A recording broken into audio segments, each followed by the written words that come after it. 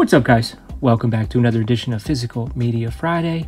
As I stated in last week's video, the next few videos will be a mix of films that I got from the Kino Lorber sale and my last oldies.com haul. Now, adding into the mix are some recent Walmart pickups, most of them from the $5 bin, but we'll get to those towards the end of this video. Let's just start with another old Dollar Tree film that I found. Yet another film where someone's holding an automatic weapon with a helicopter in the background, just like the two covers I started with last time. This one's called Ambushed.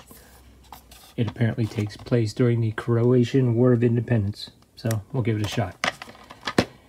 Next up, we have a made-for-TV movie from Kino Lorber. Pretty good cast here. William Holden, Shirley Knight, Franco Nero. To check out a pretty good film that has William Holden in a small role, check out my review of Open Season on my channel. But anyway, this is 21 Hours at Munich, about the Munich terrorism event at the Munich Olympics in '72. I've seen documentaries about it, but I've never seen a film about it, so should be interesting. And then we have a pretty good price from oldies.com. They had a couple Blue Underground releases. I like all the Blue Underground releases that I've gotten so far. A new 4K restoration, Maniac. You know, I didn't have it. I love this movie, it's great. The legendary Joe Spinell.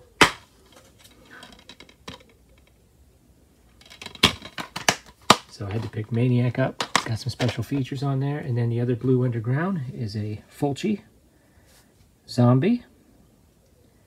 I like this film. I don't like love it, but I like it. New 4K restoration again. Same kind of treatment as Maniac. Lots of audio commentary. Lots of special features. Happy to have that in the collection.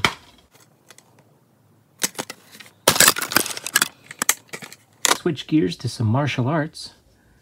We've got something called Duel of the Brave Ones. For honor, they will fight to the death. Don't know anything about this. Taking a pretty big chance, but pretty decent price. Doesn't really say anything about who's in it on the on the disc. On the cover, I mean. Nice sturdy case, though. Next, by the way, did you guys know that DVDs are a marvelous form of entertainment? A marvelous form of entertainment. Nomad the Warrior. One enormous action sequence after the other. I think Jason Scott Lee is in this. Yeah, I always thought that he did not really have enough good work. I messed up my projector there. I don't know. Yeah, I really like him. I wish we could have gotten more out of him, and perhaps we still will. I don't know. But I believe this is set in Kazakhstan, sort of in olden times. So it's got a very eclectic cast because the people of Kazakhstan were apparently very eclectic in nature, you know, multinational nationalities. Give it a shot. Next, we got Tony Jaa, but just in time for Halloween, we've got the Spirited Killer trilogy from the action team of Ong Bak. Excuse me. Okay, and I just kind of perused the descriptions to see whether or not these are indeed supernatural films, and it looks like they start to head in that direction, at least by the second film, with the introduction of zombies, so should be very interesting. The Spirited Killer trilogy, 3-movie set. Awake in Zombie Battles is the second one, and the third one is Ghost Wars. Awesome. Next, we got what looks to be some Bruceploitation here. Bruce's Fist of Vengeance. The legend of Bruce Lee lives on. With Bruce Lee. Don Gordon. Also Ken Watanabe, which is kind of an interesting inclusion in the cast. But yeah, he possesses the Fist of Vengeance after having been given a secret martial arts book by Bruce Lee. We've seen this before, this same plot. I may even have this. I hope I don't. Next, we have an interesting one. Chalk D, the Kickboxer. they didn't believe he could fight. Based on the true story of Dita, the French world champion of Thai kickboxing. Yeah, I'm a fan of kickboxing. I know there's many French champions and French kickboxers. This guy actually was in prison in Thailand, and in Thai prisons they give you the option to learn Thai boxing, Muay Thai, and he persisted and eventually became champion. So it should be a very interesting true story.